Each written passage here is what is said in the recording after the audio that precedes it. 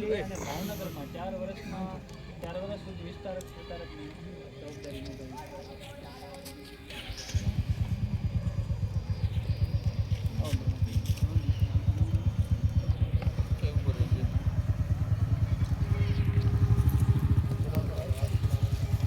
ભારત માતા કી જય. તો હવે હું મારે એકલા જ બોલવાનું નથી, તમારે થોડું થોડું વચ્ચે ક્યાંક બોલવું પડે તો હાથ ઊંચો કરવો પડશે. બરાબર? આ કોઈ સિનેમાનો કાર્યક્રમ નથી, એટલે એવું નથી ટિકિટ આપીને આવ્યા એટલે મજા જ આવી જાય એવું નથી.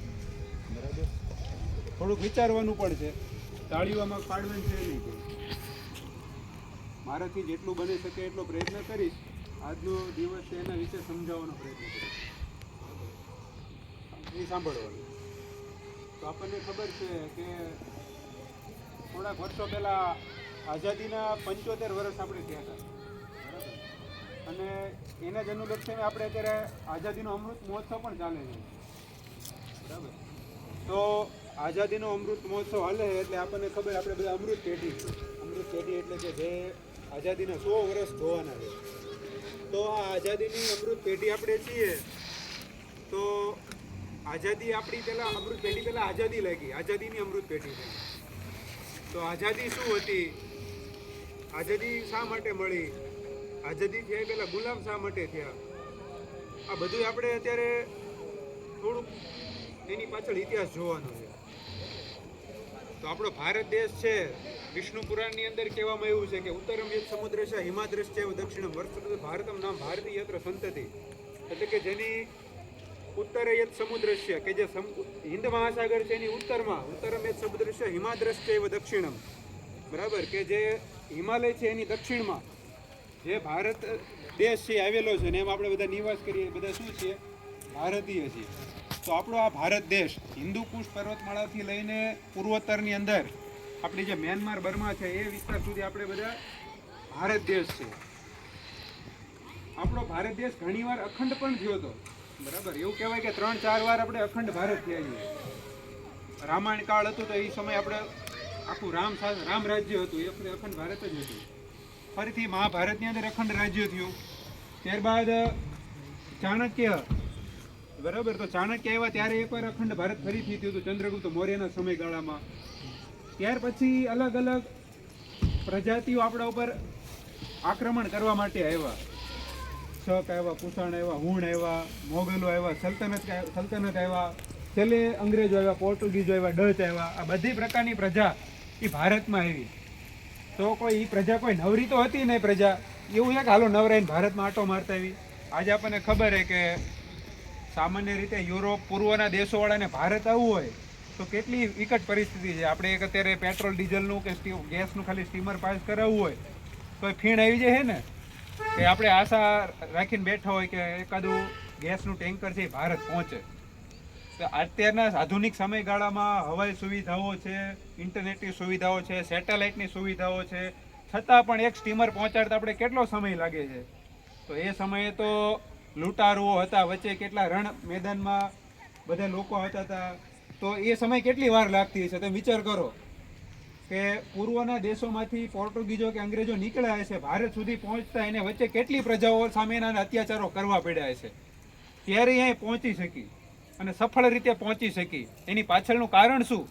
કેટલી વાર એને હાર સ્વીકારી હશે. તો એવું કહેવાય કે ભારત સોને કી ચીડિયા કહેવાતો હતો. એ દેશોમાં કાંઈ હતું નહીં, જેને પહેરવા કપડાનું ભાન નહોતું, એવા દેશોમાં ભારત આપણે સોને કી ચીડિયા, સોનાના રૂપિયાઓ ચલણમાં હતા. આવા સમયે આપણી ભારતની જાઓ જલાલી અને એ અંગ્રેજો ભારત ઉપર આવ્યા. અને ભારતે આવીને શું કર્યું કે પહેલાં કે ભાઈ અમે અંગ્રેજો છીએ, અમે તો વેપાર કરવા માટે આવ્યા છીએ. તો વેપાર કરવાના બાને કોઠીઓ સ્થાપી ધીમે ધીમે કારોબારમાં પગ જમાવતા ગયા. એટલો પગ જમાવ્યો કે હવે ભાઈ અમે કારોબાર તો અહીં કરશું જ, તે સાથે સાથે અમે તમારા ઉપર શાસન પણ કરશું. હવે તો આપણને ખબર છે કે પેલું પ્લાસીનું યુદ્ધ થયું 1757ની અંદર. ત્યારથી પશ્ચિમ બંગાળની અંદર દ્વિમુખી શાસન પદ્ધતિ કરી, એટલે કે શાસન તમે ચલાવજો, વ્યાપાર અમે કરશું. આવી રીતે દ્વિમુખી શાસન પદ્ધતિ ચાલુ થઈ. અને ભારતે અહીંયાથી કહેવાય કે પ્લાસીનું યુદ્ધ છે એ લાલ ટપ્પુ ભારત ઉપર કહેવાય કે આ જો પ્લાસીનું યુદ્ધ ભારતમાં ન થયું હોત તો અંગ્રેજોએ ભારત ઉપર રાજ ન કરી શક્યો. પણ એ લાલ ટપ્પુ છે એટલું ફેલાઈ ગયું ભારતની અંદર કે ગુજરાતથી લઈને જમ્મુ કાશ્મીર, કેરલાથી લઈને પૂર્વોત્તરમાં અરુણાચલ પ્રદેશ સુધી સમગ્ર ભારતને છે લાલ ટપકે લાલ રંગે રંગી નાખ્યું. લાલ રંગ એટલે કોઈ કલર નથી. લાલ રંગ એટલે શું? તો લાલ રંગ એ ભારતીયોનું લોહી. આવા લાલ રંગથી ભારત 200 વર્ષ સુધી રંગાયેલું રહ્યું અને એની અસર આજ પણ આપણને જોવા મળે છે. તો આવું અંગ્રેજોની ક્રૂર નીતિ. અંગ્રેજો ખબર છે કે કોઈ ભગવાન હતા નહીં, કોઈ ઉદાર કે માયાળુ હતા નહીં. અંગ્રેજો તો ક્રૂર અંગ્રેજોને ઓળખવામાં આવતા હતા. અને ભારતોએ આપણે અહીંયા આવ્યા અંગ્રેજો, અને અંગ્રેજોએ પછી એની પોતાની અલગ અલગ નીતિઓ, અમુક જમીન મહેસૂલ પદ્ધતિઓ, એ બધી શિક્ષણ પદ્ધતિઓ એ ભારતમાં ધીમે ધીમે ઇમ્પ્લિમેન્ટ લાગુ કરી, જેના પરિણામે ભારત હજારો વર્ષ સુધી ગુલામ કઈ રીતે રહે એ એમને પાયા નાખી દીધા બધાએ. આપણને ખબર છે કે ભારત ક્યારેય યુદ્ધ માટે દેશ રહ્યો નથી એમ. ભારતે ક્યારેય પહેલી વાર કોઈ ઉપર આક્રમણ કર્યું નથી એમ. પણ ભારતે અન્યાય પણ ક્યારેય સહન કર્યો નથી. ભારતના એવા 6 ઇતિહાસ સ્વર્ણિમ પૃષ્ઠ હતા કે ભારત હંમેશા વિજય રહ્યો. અને આપણે બધા ભણાવવામાં શું આવે કે સિકંદર મહાન છે, ભારત છે ગુલામ રહ્યો છે, ભારત આપણે કંઈ કરી નથી. આજે પણ અંધશ્રદ્ધાના દેશ જો કંઈ નામ લેવું હોય તો કે ભારતનું નામ પહેલું લેવાનું એમ. મદારીઓનો દેશમાં પહેલું નામ લેવું હોય તો કે ભારતનું નામ લેવાનું. આવી ઓળખ એ અંગ્રેજોએ આપણા ઉપર નાખી. પણ આ બધા ચંદ્રગુપ્ત જીતા, ભગવાન શ્રી રામ, મહાભારતના યુદ્ધ છે, તો આ બધા કોણ હતા? મેં પહેલાં જ કીધું કે ભારતના જે આ ઇતિહાસ છે એ સ્વર્ણિમ ઇતિહાસ રહેલો છે. તો અંગ્રેજોએ આ ઉપર આવી બધી માનસિકતા છે પ્રસ્થાપિત કરી. અને આપણને બધાને ખબર છે અંગ્રેજો જ્યારે ભારત ઉપર બરાબરનો પગ જમાવી ચૂક્યા હતા ત્યારે પહેલો જ સંગ્રામ થયો, ભારતનો પહેલો સ્વાતંત્ર્ય સંગ્રામ, જેને 1757નો સ્વાતંત્ર્ય સંગ્રામ કહેવાય છે. આ 17નો સ્વતંત્ર સંગ્રામ શરૂ કરનાર કોણ હતા? તો એ સમયના બધા ક્રાંતિકારીઓ હતા. એ સમયના પહેલી જ વાર ક્રાંતિકારી, ભારતમાં ક્રાંતિકારી શબ્દ કદાચ નહીં હોઈ શકે 1757 સુધી, 1857 સુધી, બરાબર. તો 1857માં પહેલી વાર ક્રાંતિકારી શબ્દ એ કદાચ આવ્યો હોય છે. અને 1857ની અંદર આખા ભારતની અંદર એક યોજના બની કે આપણે અંગ્રેજો સામે લડશું. કઈ રીતે લડવાનું? નેતાગીરી કોઈ હતી જ નહીં. કીધું કે ભાઈ હું ઝાંસીમાંથી હું આગેવાની લઈશ, કાનપુરમાંથી તમે આગેવાની લેજો, દિલ્હીમાંથી તો કે બહાદુર શાહ તમે આગેવાની લેજો. એમ કરતાં કરતાં બધી આગેવાનીઓ નક્કી થઈ. અને રોટી ઓર કમલ એ 1857ના સ્વાતંત્ર્ય સંગ્રામનું નિશાન હતું. રોટી ઓર કમલ એટલે શું? કમલ એ શાંતિનું પ્રતીક છે અને રોટી એટલે શું? એ સમરસતાનું પ્રતીક છે. કે આપણા બધાના રોટી અલગ અલગ છે, જો રોટી એક હશે તો એકતાનો સંદેશ આપણે આપી શકશું. એટલે કોઈ સંપર્ક લઈને જાય રોટીનો, એટલે આપણા ગામમાં રોટલી આવી હોય તો આપણી ગામની રોટલી આગળના ગામમાં જવા દેવાની, આગળના ગામની રોટલી આગળના ગામમાં જવા દેવાની. એમ સમગ્ર ભારતની અંદર આવી રીતે રોટી વ્યવહાર ચાલ્યો. એના કારણે 1857નો પહેલો સ્વાતંત્ર્ય સંગ્રામ પૂરા જોરથી થયો, બરાબર. અને આપણને ખબર મંગલ પાંડે, ઝાંસી કી રાણી લક્ષ્મીબાઈ, આવા મોટા મોટા જે અત્યારે આપણે ઓળખીએ છીએ એવો સ્વાતંત્ર્ય સંગ્રામ થયો. અને આવા સ્વાતંત્ર્ય સંગ્રામની માહિતી આપણા સુધી પહોંચાડી કોને? તો વીર સાવરકર. વીર સાવરકરે 1857નો પહેલો સ્વાતંત્ર્ય સંગ્રામ એ પુસ્તક લખ્યું. અને એ પુસ્તક ખબર છે કે એટલી બધી એમાં પ્રભાવી લેખન હતું કે અંગ્રેજોએ એના ઉપર શું પ્રતિબંધ લગાવી દીધો કે આવા પ્રકાશન તમે કરી શકો નહીં. પણ આપણા જે સૌરાષ્ટ્રને કહી શકાય સરદારસિંહ રાણા, કે સરદારસિંહ રાણાએ ફરીથી એનું પુનઃ પ્રકાશન કરાવ્યું અને ફરીથી છે એ 1857નો સ્વાતંત્ર્ય સંગ્રામ તે પુસ્તક એ લોન્ચ થયું અને ફરીથી ક્રાંતિકારીઓ પાસે પુસ્તક પહોંચ્યું. આ બધું આપણે જ્યારે જોતા હોય કે આ કાળક્રમ, એ કાળક્રમની અંદર એક બીજું પણ એક એ સમય દરમિયાન એક ચલણ હતું દેશની અંદર કે અંગ્રેજો આવ્યા છે, અંગ્રેજો મૂડીવાદી પદ્ધતિ અપનાવી છે, એ અંગ્રેજો વ્યાપારી નીતિ અપનાવી છે. એના કારણે અંગ્રેજો છે પૈસાવાળા ખૂબ છે. આપણે અહીંયા એક સમય રાજાઓ હતા, રાજાઓ અને વેપારી વર્ગ એ જ માત્ર પૈસાવાળા હતા. બાકીના જે સામાન્ય વર્ગ હતો એ કૃષિ સાથે જોડાયેલો હતો કાં તો પશુપાલન સાથે જોડાયેલો હતો. એટલે એકદમ સામાન્ય વર્ગ હતો. અને બીજું કે આપણો ભારત દેશ છે એ પણ ત્યાગમાં જ માનવાવાળો દેશ છે. આપણે ક્યારેય સંપત્તિમાં કોઈ માયનું નથી. એટલે આપણને ખબર છે કે હજી પણ આપણે કોઈ એમ કે હું પહેલાં લાખોપતિ છું અને એક બાજુ એમ કે આ ભાઈ ખેડૂત છે, પણ એમ કે છે ને ખેડૂત સુખી માણસ છે, બે ટકનો રોટલો મળે અને એને ઊંઘે મળે છે. કરોડોપતિ હોય એને ઊંઘ મળતી નથી, પૈસા છે. તો એ સમયે પણ એવું જ કહેવાતું કે અંગ્રેજો છે એ પૈસાવાળા છે, બહુ સુખી માણસ છે. એટલે આપણે એના એક એવો અંગ્રેજ વર્ગ ઊભો છે. અંગ્રેજ વર્ગ એટલે કેવો વર્ગ કે અહીંયા જવાનું બ્રિટનની અંદર, ત્યાં પછી બેરિસ્ટર બનવાનું અને પોતે વકીલ છે એવું સાબિત કરવાનું, અને ભારતની એને આપણા જે સામાન્ય ખેડૂતો હોય એની પાસેથી કરોડો રૂપિયા ભેગા કરવાના અને લૂંટવાનું કામ અંગ્રેજી બોલીને, એવું કામ એક મોટો બહુ વર્ગ કર્યો. એમાંના ઘણા બધા આપણે નામ લઈ શકીએ એવા બધા લોકો ત્યાં ગયા ભણવા માટે અને પાછા બેરિસ્ટર થઈને પાછા આવ્યા. એક કાળ ચાલુ થયો 1915થી, જેને મહાત્મા ગાંધી યુગ પણ કહેવાય છે. 1915થી લઈને 1947 સુધી મહાત્મા ગાંધી યુગ આવ્યો કે જેને ભારતની અંદર એક ફરીથી 1857નો સ્વાતંત્ર્ય સંગ્રામ થયો, એ ફરીથી સ્વાતંત્ર્ય સંગ્રામ થાય એના માટે એક એને પ્રયત્ન કર્યા. તો એવું થોડું જરૂરી નથી કે મહાત્મા ગાંધીજીના કારણે જ આપણે દેશ માટેની ક્રાંતિકારીની શરૂઆત થઈ, કે બાકીના લોકોને ખબર જ નહોતી કે આપણે આઝાદ થવાનું છે, બાકીના લોકોને ખબર જ હતી. તો એ સમયે બે પ્રકારની વિચારધારા કામ કરી, બરાબર. એક હતી ક્રાંતિકારી વિચારધારા અને એક હતી શાંતિવાળી વિચારધારા, જેને ઉદારવાદી વિચારધારા પણ કહેવાય છે. એવી બે વિચારધારાનો જન્મ થયો હતો. બેનું લક્ષ્ય એક જ હતું કે શું કરવાનું, ભારતને આઝાદ કરાવવાનું. એમાંની આપણે આજના દિવસ એટલે કે 23મી માર્ચ આપણે કાલે ભલે ઉજવવાના છે, પણ આપણા માટે રોજ શહીદ દિવસ જ હોય, બરાબર. કારણ કે ઇતિહાસ ખોળશો તો આજના દિવસે કોઈ શહીદ થયું જ હશે, બરાબર. કોઈ દિવસ ખાલી નથી, એટલે આપણા માટે રોજ શહીદ દિવસ જ છે. એટલે આ બે વિચારધારાએ કામ કર્યું. એમાંની એક વિચારધારાની આપણે ચર્ચા કરવાની છે કે ક્રાંતિકારી વિચારધારા. તો ક્રાંતિકારી વિચારધારા એટલે શું, ક્રાંતિકારી વિચારધારાની આજના સમયમાં શું જરૂરિયાત છે, બરાબર. આપણે યુટ્યુબમાં વિડીયો જોયા છે, પિક્ચરો જોયા છે, એટલું એમાં બહુ પડતો નથી, પણ હું આજના સમયને અનુલક્ષીને આપણે આ બધી ક્રાંતિકારી પ્રવૃત્તિનું મહત્ત્વ શું છે એમાં થોડોક પ્રયત્ન કરું છું કહેવાનો. 1907ની અંદર પંજાબની અંદર લાયલપુર જિલ્લો છે, અહીંયા બંગા નામનું એક ગામ છે. તે બંગા ગામની અંદર કિશનસિંહ કૌર નામે એક પંજાબી પરિવાર રહેતો હતો. 2-3 ભાઈઓ હતા. આપણને ખબર છે કે સિંધ પ્રાંત એટલે જે સૌથી પહેલાં આક્રમણ ઝેલનાર પ્રદેશ હોય તો એ સિંધ પ્રાંત છે. આપણે ગામની સીમાડે રહેતો હોય એટલે ગામમાંથી કોઈ નવો વ્યક્તિ આવે એટલે સ્વાભાવિક આપણને જ પૂછે કે આ ફલાણી જગ્યા ક્યાં આવી, એટલે આપણે આખો દી જવાબ દેવાના હોય. સારો માણસ આવે તો સારું કે, ખરાબ માણસ આવે તો બે ગાળું દઈને જાય શરૂઆતમાં, બરાબર, કે આ ક્યાં ભટકાણો, સરખું ગામે નથી કહેતો, પાણી નથી પાતો, આવું કંઈ નહીં જાય આપણને. તો આ પંજાબ પ્રદેશ છે, એ પંજાબ પ્રદેશની અંદર કિશનસિંહ કૌર નામના એ પંજાબી યુવા વ્યક્તિ એ અંગ્રેજો સામે અહીંયા લડતા જ હતા. એમાં કોઈ નવી વાત નહોતી. એ અંગ્રેજો સામે લડતા હતા. સિંધની અંદર અંગ્રેજોથી કેવી રીતે થઈ શકાય એ પિતા કિશનસિંહ એના ભાઈ હતા, એ બે લડતા હતા અને જેલવાસ પણ ભોગવી ગયેલા. એટલે આપણે કહેવાય કે પુત્રના લક્ષણ પારણામાંથી. તો એ ક્રાંતિકારી હોય તો એના ઘરે ક્રાંતિકારીના એનો જન્મ થાય. તો આવા કિશનસિંહ કૌરને ત્યાં ઈસવીસન 1907ની અંદર ભગત નામના એક વ્યક્તિનો જન્મ થયો. એ ભગતસિંહ નામે એટલા માટે પડ્યું કે આપણને ખબર નામ એવા લક્ષણો હોય અથવા લક્ષણો એવા પછી નામ પડે. આપણે પહેલાં કેવું હોય, નામ અને લક્ષણ પડે. આપણે પછી નામ એવું રહે કોઈ રામ, તો રામ જેવા લક્ષણો હોય કે ઉદારવાદી હોય એવું હોય. અને કાં તો પછી ગામમાં ચોરી કરતું હોય તો ગામમાં એને ચોર કહીને જ બોલાવે. એ કોઈ ચોરી કરતો એને પછી એને સારા નામથી ન બોલાવે. આપણે ખબર ઓળખે નામ ઘણા બધા હોય છે કે તો ખિસ્સા કાતરું છે, ના તો કે ઓલો ખિસ્સા ચોર છે, પાકીટ મારું છે, ને એવા જ નામ પછી છેલ્લે પડતા જાય.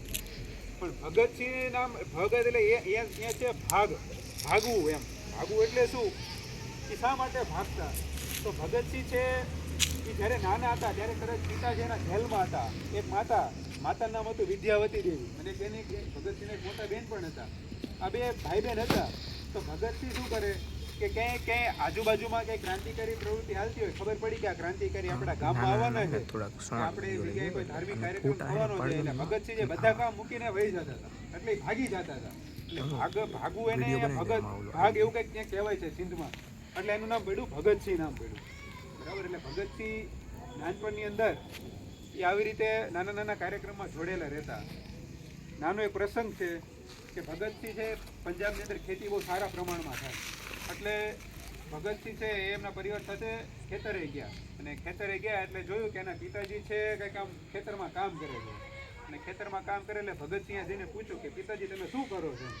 તો કે બસ જો કે હમણાં સિઝન છે, વરસાદ આવશે એટલે કે આપણી પાસે કેરીના આંબા પડ્યા છે ગોટલા, એ કેરીના ગોટલા છે હું અહીંયા રોપું છું એમ, અને વરસાદ આવશે એટલે એમાંથી એક આંબાનું વૃક્ષ ઊભું થશે અને એ વૃક્ષમાંથી કેટલી કેરીઓ આવશે, એક કેરીમાંથી આપણે હજારો કેરીઓ થશે અને આપણે વેચશું અને કમાઈશું એમાં. ભગતસિંહ કઈ બોલ્યા નહીં, અરે અચ્છા એવું કે આપણે માટીમાંથી નાખીએ એટલે કઈ આવું મળે એવું? કે હા એવું. એ નાનો છોકરો હતો એને કઈ ખબર પડે ને. ફરીથી ઘરે આવ્યો, બીજા દિવસે એના પિતાને કીધું આજ મારે વાડી આવું છે. ફરીથી બીજા દિવસે વાડીએ ગયા, પિતાજીને કઈ કામ હશે એટલે આટો મારવા ગયા.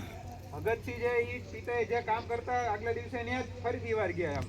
અને એને શું કર્યું, ખાડો ખોદીને કઈ કામ કરતા. એટલે એના પિતાએ જોયું કે આજ ભગત શું કામ કરે છે. એને હજી નાનો છોકરો રમવાનું હોય એટલે એને અહીંયા નજીક ગયા જોઈને જોયું તો ભગતસિંહ ખાડો ખોદ્યો હતો અને બંદૂક આમ ઊંધી ખોડી હતી અને માટી વાળતો હતો. તો કે બેટા તું શું કરે છે એમ કે ગાંડો થઈ ગયો છું કે? એ કે ના ના કાકા, કાલે તમે મને નહોતું કીધું કે આપણે માટીમાં કઈ પણ વસ્તુ નાખી એટલે એમાં ઝાડ થાય ને ઝાડમાંથી આપણે જે વાવ્યું હોય એ ફરથી આવે એમ. એટલે કે હું આજે બંદૂક વાવું છું, કાલ સવારે કે આમાંથી એક બંદૂકનું ઝાડ થશે અને એમાં કેરીની જગ્યાએ બંદૂકો આવશે અને આ જ બંદૂકોથી હું અંગ્રેજો સામે લડીશ અને અંગ્રેજોને હું આપણા દેશમાંથી ભગાડી મૂકીશ. એટલે પિતાજીને ત્યારથી જ અણસાર આવી ગયો હતો કે સિંહનું બચ્ચું સિંહ જ હોય, બીજું કોઈ હોય નહીં એમાં. બરાબર. એટલે ત્યારથી જ પિતાજીએ આ ભગતસિંહને છે એ પાલન પોષણની અંદર ખૂબ સારી ધ્યાન આપી. એને ક્યારેય બીવરાવવાનો પ્રયત્ન નહીં કરો કે બેટા ના ના તારે બેરિસ્ટર બનવાનું છે, તારે બેટા જે કરવું એ કર. બરાબર. આવી પ્રકારની ઘરમાં છૂટછાટ હતી. આ ભગતસિંહ છે થોડાક મોટા થયા અને ઊંચો અભ્યાસ કરવા માટે જવાનું હતું તો ત્યાં લાહોરની અંદર હતા. તો લાહોરની અંદર પણ ક્રિશ્ચિયન મિશનરીની સ્કૂલો હતી. કહેવાય કે બેરિસ્ટર થવું હોય તો તમારે નાનપણથી અંગ્રેજી શીખવું પડે એમ. પણ ભગતસિંહે શું કર્યું, ભગતસિંહે ના પાડી, મારે કોઈ અંગ્રેજી નિશાળમાં જવું નથી. હું કદાચ અભણ રહીશ ને તો ચાલશે પણ મારે અંગ્રેજી નિશાળમાં જવું નથી. એટલે આપણે અહીંથી સ્વામી દયાનંદ સરસ્વતી, બરાબર, એ સ્વામી દયાનંદ સરસ્વતીએ આર્ય સમાજની સ્થાપના કરી અને આ આર્ય સમાજની મોટા ભાગની પ્રવૃત્તિઓ છે ઉત્તર ભારતમાં રહી. દિલ્હી છે, પાકિસ્તાનના સિંધમાં છે, આ વિસ્તારમાં વધારે રહી. એટલે ત્યાં લાહોરની અંદર DAV સ્કૂલ છે, દયાનંદ એંગ્લો વેદિક સ્કૂલ. એ વિદ્યાલયની અંદર આ ભગતસિંહે છે ત્યાં પ્રવેશ લીધો અને ત્યાં જ એમને માધ્યમિક શિક્ષણ છે એ પૂર્ણ કર્યું. આ દયાનંદ એંગ્લો વૈદિક સ્કૂલની અંદર એ ઘણા બધા લોકો સાથે પરિચયમાં આવ્યા. ભગતસિંહ છે આપણને આજે ઓળખતા હોય કે ભગતસિંહ હાથમાં માત્ર બંદૂક જ શોભે, આપણે એવું બધા લોકો માનતા હોય છે અને બાકીના લોકો પણ એમ જ માનતા હોય કે ભગતસિંહ છે એક એવા ક્રાંતિકારી છે એને ખાલી બંદૂકની ભાષા જાણે છે અને અંગ્રેજોને ગોળી મારવાની ભાષા જાણે છે. પણ આજના તમે કોઈ પણ સારા પુસ્તકના લેખક લઈ લો, આજે કદાચ એવા ભારતમાંથી કોઈને જ્ઞાનપીઠ એવોર્ડ આપવો હોય તો ભગતસિંહને કદાચ આપી શકાય. જ્ઞાનપીઠ એવોર્ડ જે લોકો જાણતા છે એને ખબર હશે કે ભારતનો સર્વોચ્ચ સાહિત્ય પુરસ્કાર છે જ્ઞાનપીઠ પુરસ્કાર છે. બરાબર. તો આવા પુરસ્કારને હકદાર હોય તો એ ભગતસિંહ એ સમયે હતા. એનો મતલબ શું થયો કે ભગતસિંહ છે માત્ર બંદૂકની ભાષા નહોતા જાણતા, એ કલમની ભાષા પણ જાણતા હતા. એટલે ભગતસિંહે માત્ર ધોરણ 10 સુધી અભ્યાસ કર્યો છે. એ દરમિયાન 250 થી 300 પુસ્તકો વાંચી નાખ્યા હતા. એ પુસ્તકો એ માત્ર વાર્તાની ચોપડીઓ નહોતી વાંચી, એ પુસ્તકો હતા રશિયાની બોલ્શેવિક ક્રાંતિ શું થઈ, રશિયાની સમાજવાદી ક્રાંતિ શું થઈ, લેનિનની ઉત્ક્રાંતિ શું થઈ, જર્મનીનો નાઝીવાદ શું છે, હિટલરની ફિલોસોફી શું છે, બરાબર, આવી અનેક પ્રકારની સોશિયલિસ્ટ પ્રવૃત્તિ શું છે, આવી બધી પ્રકારની પુસ્તકો છે. માત્ર 10 એટલે 15 વર્ષની ઉંમરની અંદર આ ભગતસિંહ બધું પચાવી નાખ્યું હતું. ધ્યાનમાં આવે છે આપણને કે આટલી નાની ઉંમરની અંદર ભગતસિંહે છે આ બધા પુસ્તકો વાંચી નાખ્યા. એટલે જ એને કદાચ અંગ્રેજો પ્રત્યે વધારે ઘૃણા ઉત્પન્ન થઈ છે કે હવે અંગ્રેજો આપણા દેશમાંથી જવા જ જોઈએ. 1907માં જન્મ થયો તો 15 વર્ષ સુધી આ બધી પ્રવૃત્તિમાં એને ભાગ લીધો અને પછી એ કોલેજ કરવા માટે લાહોરથી બહાર આવ્યા અને પોતે કોલેજમાં પછી એડમિશન લીધું અને કોલેજની અંદર એને સુખદેવ ને રાજગુરુ આવા વ્યક્તિઓને એને પરિચય થયો. અને ભગતસિંહ હતા આમ આપણને લાગે કે ભગતસિંહ થોડાક છે સરળ સ્વભાવના પણ હતા અને સાથે સાથે થોડા ગંભીર સ્વભાવના પણ હતા. આપણે ભગતસિંહનો ફોટો જોઈશું ને તો એમ લાગે થોડા ગંભીરો એવું લાગે. બરાબર. બાકીના સુખદેવ અને રાજગુરુનો ફોટો છે તો સદા હસતા જ રહેતા, તો સદા આનંદમાં જ રહેતા. એમ પણ ભગતસિંહ છે થોડાક ઓલા હતા એમ. પણ એ કોલેજના કાર્યક્રમો હોય એટલે સ્વાભાવિક છે, પંજાબી જે ગીતો વાગતા હોય એટલે સ્વાભાવિક આનંદ તો આવી જ જાય. અને એ સમય દરમિયાન એ બધા નાચી લેતા ભગતસિંહને. અને આ જ કોલેજ પ્રવૃત્તિમાં અંદર ભાંગડા કરવા, બાકીની પ્રવૃત્તિમાં વક્તૃત્વ સ્પર્ધા છે, સ્પીચમાં ભાગ લેવો, એ બધી પ્રવૃત્તિ ત્યાં કરતા. એ કારણે છે આખા ભારતની અંદર જે બધા લોકો આવતા ભણવા માટે એના સાથે એ નજીક આવવાનો એમને મોકો મળ્યો. અને આ જ સમય દરમિયાન એ ઘણા બધા ક્રાંતિકારી સંગઠનો હાલતા. એ ક્રાંતિકારી સંગઠનોની અંદર એમને પોતે સક્રિય પણ થયા. એ સમયે કિસાન મોરચા હાલતા, નવજવાન સભા હતી, એ બધાની અંદર પોતે રહ્યા. કીર્તિ કરીને એક પત્રકાર મેગેઝિન હાલતું, એ મેગેઝિનની અંદર પોતે લેખો પણ લખતા, અને લેખો પણ એટલા તીખા લખતા કે યુવાનોને એમ જ થાય કે કાલે મરશું એની કરતાં આજે જ મરીએ આપણે દેશ માટે. આવા પ્રકારના વિચારધારા એ ભગતસિંહના એ સમય દરમિયાન થયા. આ સમય દરમિયાન ભગતસિંહના પરિવારમાં એક દુઃખદ પ્રસંગ બન્યો હોય છે. એટલે સ્વાભાવિક છે કે પિતાજીને પણ સતત જેલવાસમાં રહેવાનું હતું, માતાની પણ વિદ્યાવતી દેવી હતા, એમના પણ મોટા ધીમે ધીમે વર્ષ થતા જતા હતા. એટલે ઘરમાં એક તો રોજગારની સમસ્યા, સાથોસાથ હવે આગળની પેઢીને પણ સેટ કરવાનો સમયગાળો હતો. એટલે સ્વાભાવિક છે કે સૌથી પહેલાં ચિંતા માતાને થાય. આપણે પણ ના થોડીક ઉંમર થઈ ગઈ હોય, કોલેજ કંઈક પૂરી થઈ ગઈ હોય, 2-5 પૈસા કમાવા માંડ્યા હોય તો ન કમાતો પણ કમાવા પડે એવી પરિસ્થિતિ નિર્માણ થઈ હોય એટલે માતા કે હવે આનું કંઈક જોવાનું ચાલુ કરો એમ. એટલે ભગતસિંહને પણ ખબર હતી કે આપણે આવો પ્રસંગ આવવાનો જ છે. એટલે એને પણ માતાએ કીધું કે ભગતસિંહ હવે કે હાલો કે દુલ્હન આપણે ગોતવાની છે એમ. એટલે ભગતસિંહે એને નક્કી હતું પહેલેથી કે મારે કોઈ લગ્ન કરવાના નથી, બરાબર. હું કદાચ એવી દુલ્હનને અપનાવીશ કે આઝાદી પહેલાં જે મૃત્યુ આવે એની સાથે હું પરણીશ, બરાબર. એટલે આઝાદી તો જ્યારે મળી હોય ત્યારે મળશે, પણ એની પહેલાં જે મૃત્યુ આવે એ મારી દુલ્હન હશે.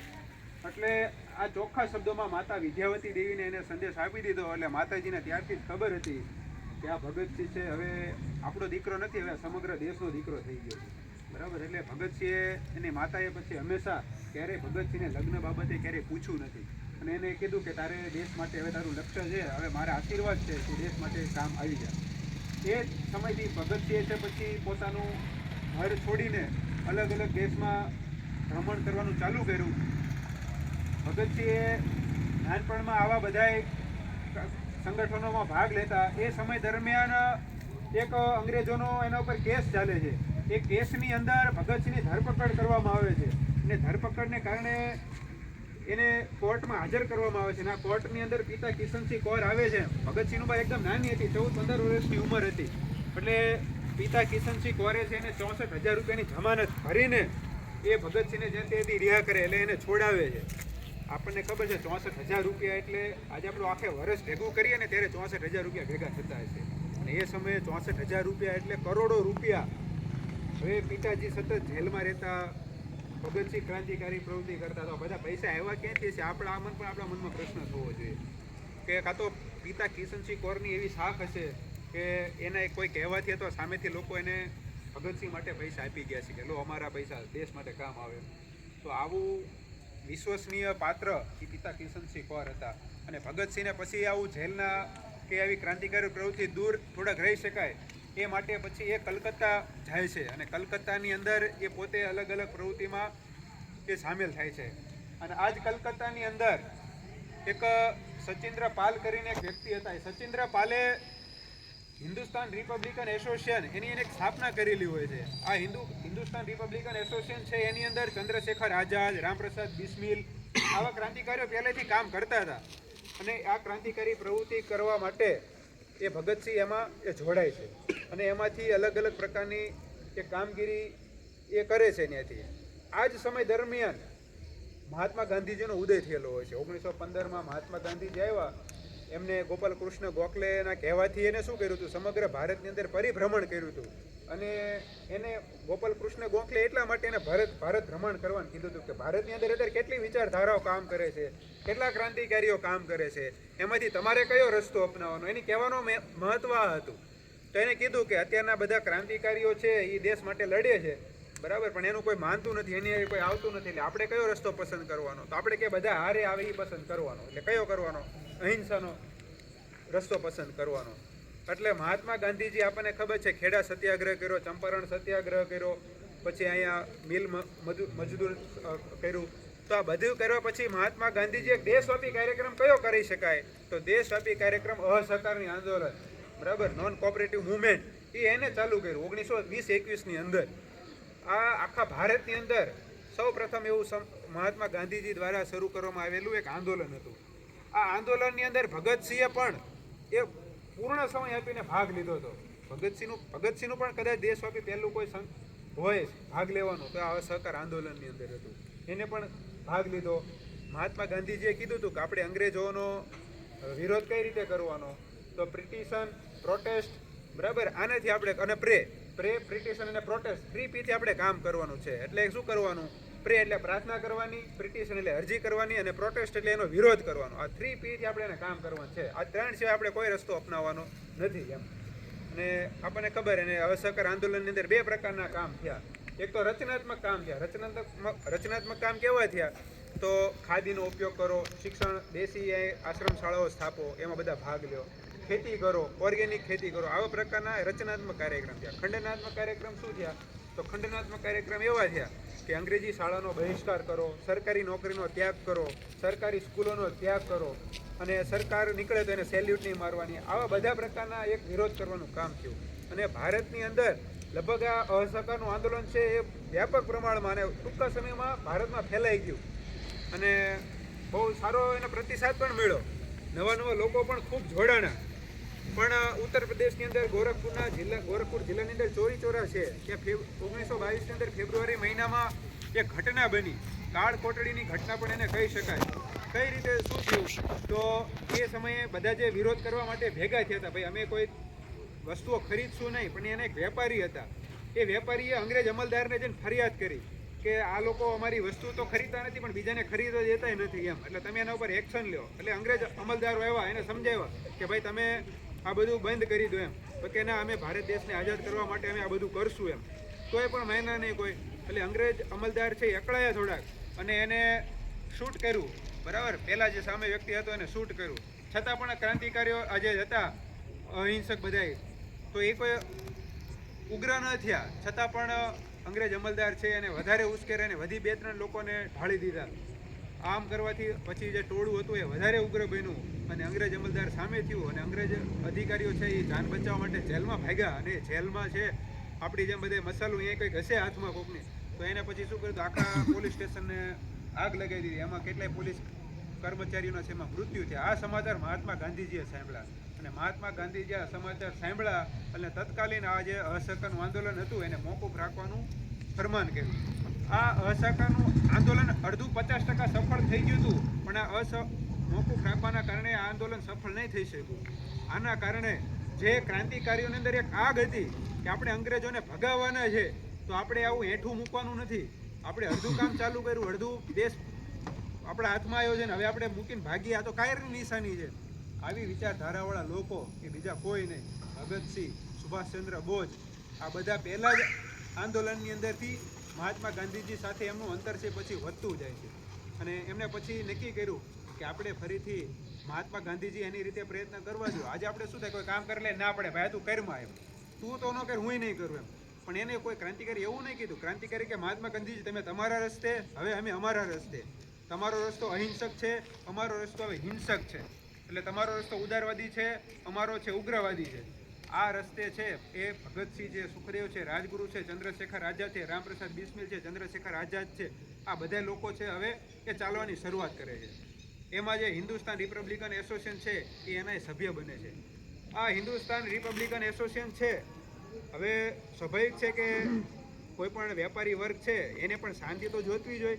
એટલે એ લોકો કોને સપોર્ટ કરે? તો એ ઉદારવાદી લોકોને સપોર્ટ કરે. મહાત્મા ગાંધીજીના સંગઠનો હતા એને બધાને સહાય કરતા.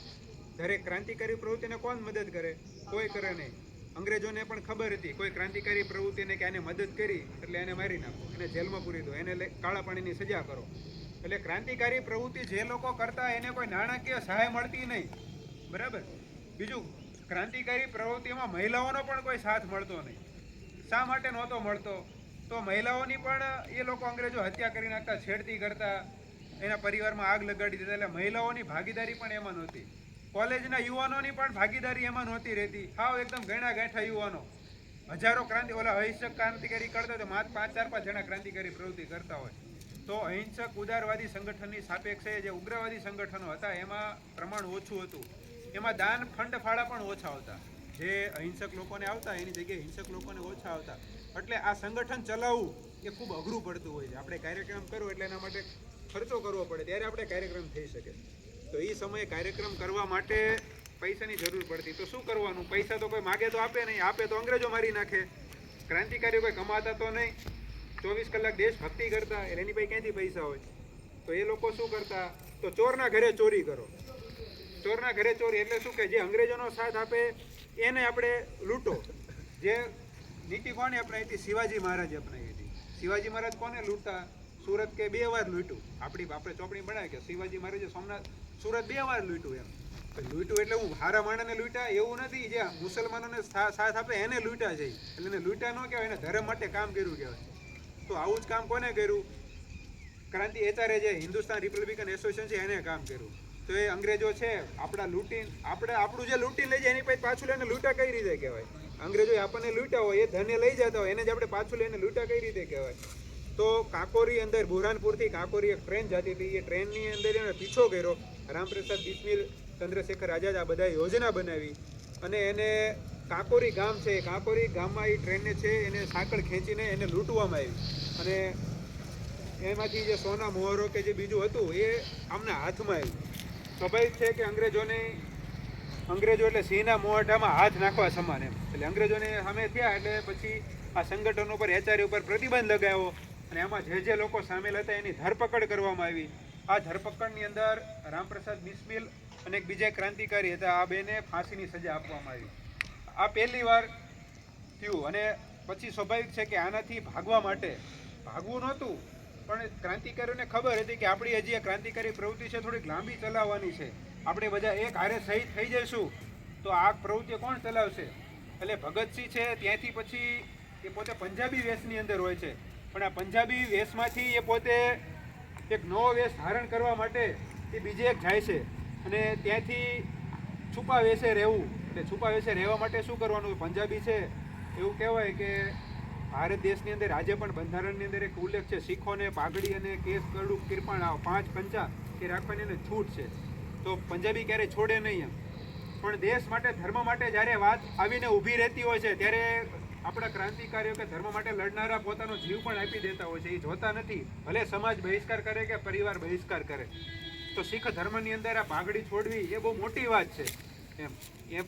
તો ભગતસિંહે જે પોતાની પાઘડી ઉતારી લીધી, વાળ કપાવી લીધા, દાઢી બાઢી કરાવી નાખી અને અંગ્રેજ વેશ એકદમ ધારણ કરી લીધો. અને અંગ્રેજ વેશ ધારણ કર્યા પછી આપણે ત્યાં મહિલાઓ ક્રાંતિકારી પ્રવૃત્તિમાં ભાગ લેતી નહીં, પણ ક્રાંતિકારી પ્રવૃત્તિમાં શરૂઆતમાં પછી ધીમે ધીમે એ દેખાવા માંડી મહિલાઓ. એનું કારણ આ ભગતસિંહ એ બધા ક્રાંતિકારી નેતાઓ. એટલો વિશ્વાસ હશે કે એની સાથે કોઈ પણ મહિલા આવવા માટે તૈયાર હોય. આ સમય દરમિયાન દુર્ગા ભાભી નામે એક ક્રાંતિકારી મહિલા હતા. એ દુર્ગા ભાભીએ એમને સાથ આપ્યો. ભગતસિંહ છે એમને પત્નીના સ્વરૂપમાં પોતે રહ્યા, બરાબર. ભગતસિંહ, દુર્ગા ભાભી એમના પત્નીના વેશમાં રહ્યા અને જે સુખદેવ હતા એ એમના નોકર તરીકે રહ્યા. આ ત્રણેય જણા છે એ ધીમે ધીમે એ પોતે રહેતા હતા અને આવી 2 વર્ષ સુધી એ પોતે કે પ્રકાશમાં આવ્યા નહીં. અને ક્રાંતિકારી પ્રવૃત્તિનો દોર છે એમને ભૂગર્ભમાં રહીને પણ એને સંભાળ્યો. ક્યાં સુધી સિંહ ગુફામાં બેઠો રહે? ક્યારેક તો સિંહે શિકાર કરવા બહાર આવવું જ પડશે. આ વાક્યને ધ્યાનમાં લઈને ભગતસિંહ છે પછી નક્કી કર્યું કે હવે તો જે થવું એ થાય, ફરીથી આપણે બીવાનું નથી, ફરીથી જાગો અને ફરીથી દેશવ્યાપી ક્રાંતિકારી પ્રવૃત્તિ ચાલુ કરો. અને ફરીથી જે HRA હિન્દુસ્તાન રિપબ્લિકન એસોસિએશન એ બંધ થયેલું સંગઠન હતું એમાં ફરીથી પ્રાણ ફૂંકવાનું કામ એને કર્યું અને Hindustan socialist Republican association HSRA એને ચાલુ કર્યું. આ વખતે કંઈક અલગ મૂડ હતો એમનો. ભગતસિંહે શરૂઆતની અંદર ક્રાંતિકારી પ્રવૃત્તિ કરી, પણ એમને ખબર હતી કે ક્રાંતિકારી પ્રવૃત્તિ એ માત્ર આપણો હવે ઉદ્દેશ નહીં રહેવો જોઈએ. હવે આપણે વૈકલ્પિક વ્યવસ્થા નિર્માણ કરવી એ પણ આપણો ઉદ્દેશ્ય રહેશે. એટલે એને ક્રાંતિકારી પ્રવૃત્તિની સાથે સાથે એને સમાજવાદી પ્રવૃત્તિ પણ એને કરવાનું ચાલુ કર્યું. શા માટે? તો એને મેં પહેલાં પણ કીધું કે એને ધોરણ 10 સુધીમાં એને હજારો પુસ્તકો વાંચી નાખ્યા હતા. આ પુસ્તકો એને પછી મૂલ્યાંકન કર્યું, એનાલિસિસ કર્યું કે ભારત દેશને આ રીતે આપણે સ્વતંત્ર કરવું હોય, ભારત દેશનો વિકાસ કરવો હોય તો એ કઈ રીતે કરી શકાય. એ સમયે માત્ર ભારત જ અંગ્રેજોનું ગુલામ નહોતું, જર્મની ગુલામ હતું, બીજા દેશો ઘણા ગુલામ હતા, આવા ઘણા બધા દેશો ગુલામ હતા. અને એને આઝાદી મેળવવા માટે એ કઈ પદ્ધતિઓ અપનાવી હતી? એ ટૂંકા ગાળામાં અંગ્રેજોથી આઝાદ થયા પછી એને કઈ રીતે દેશને મહાસત્તાઓ બની, વિશ્વની મહાસત્તાઓ બની, આવું બધું એને અભ્યાસ કર્યો. રશિયાની બોલ્શેવિક ક્રાંતિ થઈ, રશિયા પર ઝાર રાજાઓના ગુલામમાં હતું, તો આ કઈ રીતે રશિયાએ મહાસત્તા બન્યું? આ બધું ભગતસિંહ એને અભ્યાસ કર્યો. એટલે એને એક રીતે કહી તો ભગતસિંહ એક અર્થશાસ્ત્રી પણ હતા, બરાબર, કે દેશના અર્થતંત્રને વિકાસ કરવા માટે કઈ રીતે કામ કરી શકાય. તો ભગતસિંહ ક્રાંતિકારી હતા, લેખક હતા, સાથોસાથ એક અર્થશાસ્ત્રી પણ હતા કે જેને દેશની અર્થતંત્રને કઈ રીતે ગતિ આપી શકાય સાથે સાથે એક સમાજ સુધારક પણ હતા. તો સમાજ સુધારક કઈ રીતે? તો ભગતસિંહ છે જે HRA પછી સોશિયલિસ્ટ કામ કર્યું એને. સોશિયલિસ્ટ એટલે સમાજવાદી. તો સમાજવાદી કામ એટલે શું? તો આપણામાંથી કોઈ ભણતું હશે તો એને સમાજવાદ ખબર હશે. સમાજવાદ કોને કહેવાય? તો ચીનમાં છે સામ્યવાદ છે. સામ્યવાદ એટલે શું? કે સામ્યવાદી એક અતૂટ શાસન હોય ને. શી જિનપિંગ છે જી જિનપિંગ કે જ્યાં સુધી મરે નહીં ત્યાં સુધી એનો વડાપ્રધાન રહેશે. ચૂંટણી થાય તોય ભલે, ન થાય તોય ભલે, કાં તો એના છોકરા વડાપ્રધાન થશે. એટલે સામ્યવાદ એ એક અતૂટ શાસન કહેવાય.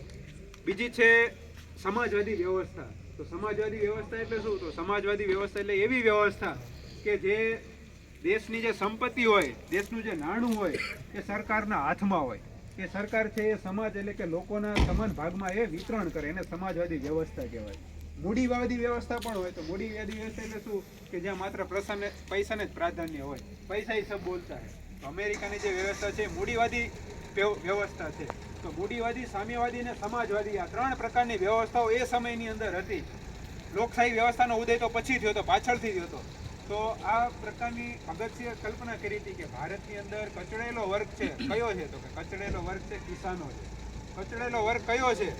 તો અંગ્રેજોએ ઔદ્યોગિક ક્રાંતિની શરૂઆત કરી હતી. ક્રાંતિકારીની શરૂઆત કરી તો મજૂરો ક્યાંથી ગોત્યા? તો મજૂરો ભારતમાંથી લઈ ગયા. તો ભારતમાં એક મજૂર વર્ગ પણ કચડેલો હતો, સાથે સાથે કિસાન વર્ગ પણ કચડેલો હતો. તો ક્રાંતિકારી પ્રવૃત્તિમાં સૌથી વધુ દમનનો કોઈ જો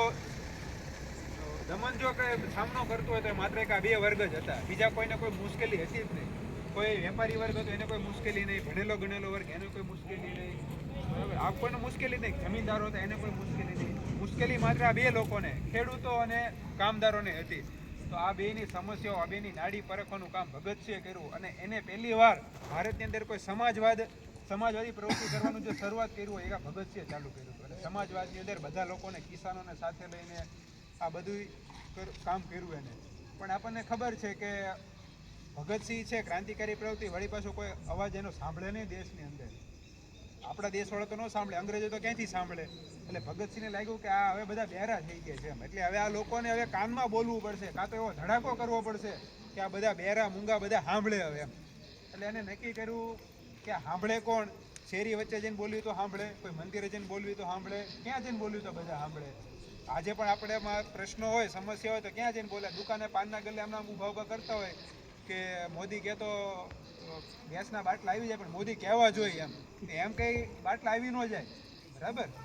આપણે ટ્રમ્પને કહેતા હોય કે ટ્રમ્પ છે હોશિયાર પણ એ કામ ખોટું કર્યું, ઈરાન ઉપર હુમલો નથી કરવાનો, બરાબર. પણ આ બધું કહેવાનો અહીંયા કોઈ મિનિંગ જ નથી. આપણે પાનના ગલ્લે ગમે ત્યાં એ કહેવું હોય તો સંસદમાં આપણે પડઘો પડવો પડે. સંસદમાં કે ટેન્કર આવવા જોઈએ એટલે બીજા દિવસે હવે ટેન્કર હાજર થઈ ગયા હોય, બરાબર. આ સંસદનો પાવર છે. આપણે કેમ છે કે 144 કલમ લાગુ કરવી છે તો એનાથી ઉપરથી ઓર્ડર આવે એટલે બધું સપડા બંધ થઈ જાય, બરાબર. રાષ્ટ્રપતિ એવો સંદેશ જાહેર કરે કે કાલે હવે સર્જિકલ સ્ટ્રાઇક કરવાની એટલે બધું થાય. આપણે કંઈ ગમે એમ કર્યું તો એક પાકિસ્તાનમાં અહીંયા દિવાળી ન થાય, બરાબર. તો આટલા પ્રકારનું કામ એ વખતે સંસદ કરતી હતી, બરાબર. તો એસેમ્બલી કહેવાતી એ વખતે. તો ભગતસિંહે નક્કી કર્યું કે હવે આ જે બેરી મૂંગી સરકાર છે, અંગ્રેજ સરકાર, એને આપણે હવે કાનમાં ભાગ પાડવી પડશે. એટલે એને નક્કી કર્યું અને આ જે ક્રાંતિ HRA છે એનું બેઠકની અંદર બધાએ નક્કી કર્યું કોણ જશે.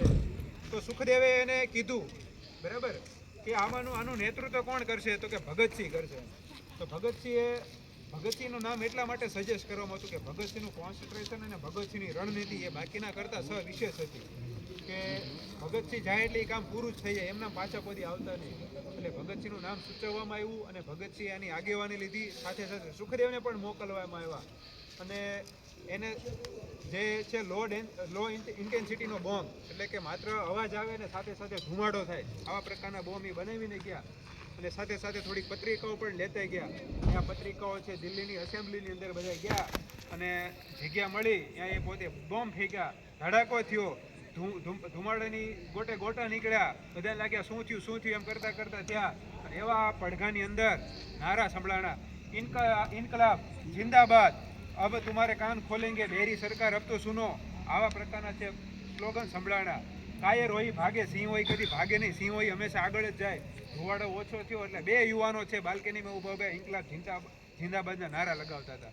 ભગતસિંહ જે આ વખતે ન ભાગ્યા, એને ખબર હતી હવે આપણે ભાગવાનું નથી, હવે દેશ હું કદાચ એક ભગતસિંહ ઓછો થતો તો ચાલશે, પણ દેશના યુવાનોની અંદર 1000 ભગતસિંહ હવે કેમ નિર્માણ થાય, એ કામ કરવાનું કામ ભગતસિંહ આ વખતે કરવાનું હતું. એટલે ભાગ્યા નહીં આ વખતે. ભગતસિંહ એકલા નહોતું જીવવાનું, હવે હજારો ભગતસિંહ જીવતા થવાનો સમય એ હવે આવ્યો હતો.